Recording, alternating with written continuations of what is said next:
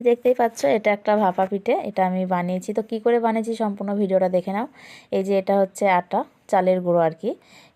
অল্প করে লবণ দিয়ে এটাকে মাখিয়ে নিয়েছি, এর মধ্যে অল্প অল্প জল দেব।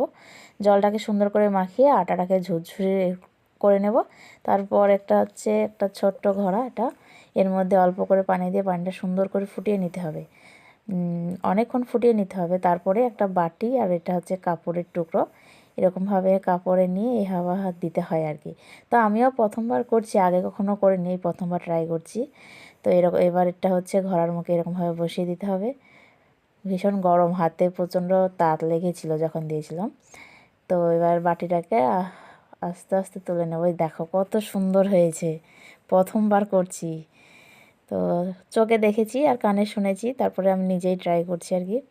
তো কিছুক্ষণ এরকমভাবে রাখবো, কিছুক্ষণ পর এটাকে আবার খুলে দেখবো যে হয়েছে কি না। তো হ্যাঁ, এটা হয়েছে, হাত দিলে ভেঙে যাচ্ছে না। তো এবার এটাকে তুলে নেব।